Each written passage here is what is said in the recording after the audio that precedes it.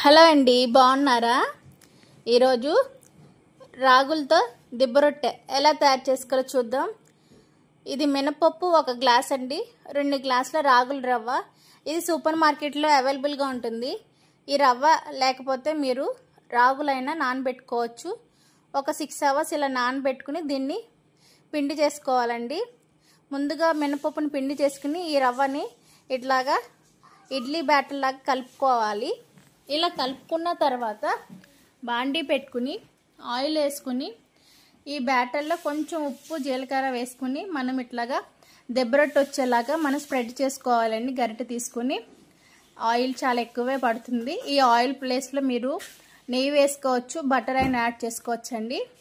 ఇలాగ కొంచెం ఒక 15 నిమిషాలు అలా వేగిన తర్వాత జాగ్రత్తగా మనం తిప్పుకోవాలండి. ఇది విరక్కోకుండా చూసుకోవాలి. అప్పుడు చాలామందికి విరిగిపోతూ ఉండిద్ది. విరక్కోకుండా ఒక 15 నిమిషాలు ఎక్కువసేపు ఉడికితే చాలు, అది విరక్కోకుండా పర్ఫెక్ట్గా వస్తుందన్నమాట.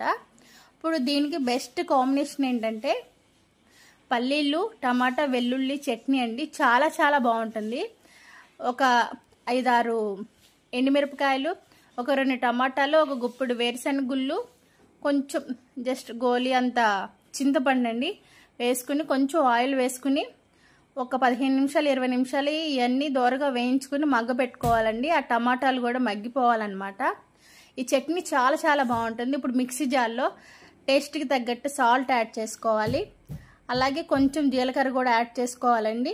ఇవన్నీ యాడ్ చేసుకుని మనం వాటర్ యాడ్ చేసుకోవాలి. ఈ చట్నీ 2 రోజుల వరకు నిల్వ ఉంటుంది.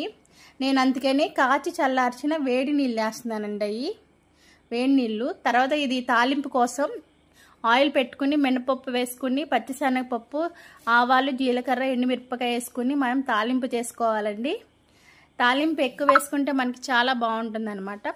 సో ఈ తాలింపు చేసుకున్న దాన్ని మనం రెడీ చేసి పెట్టుకున్న ఈ పల్లీలు, వెల్లుల్లి, టమాటా చట్నీలో వేసుకుంటే మనకి పర్ఫెక్ట్గా ఈ చట్నీ బాగుంటుంది అనమాట.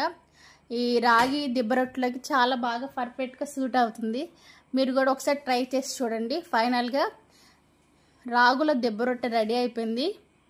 చాలా అంటే చాలా బాగా వచ్చిందండి. మీరు కూడా ఒకసారి ట్రై చేసి చూడండి. ఇది చాలా చాలా హెల్త్కి మంచిది. ముఖ్యంగా చిన్నపిల్లలకి చాలా బాగా హెల్త్కి మంచిది అనమాట. రోజు ఈవినింగ్ స్నాక్స్ లాగా ఇలా చేసి పెట్టవచ్చు.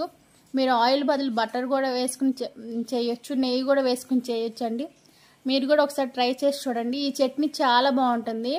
పల్లీల చట్నీ కాకుండా ఈ చట్నీతో ఒకసారి ట్రై చేసి చూడండి. థ్యాంక్ యూ అండి.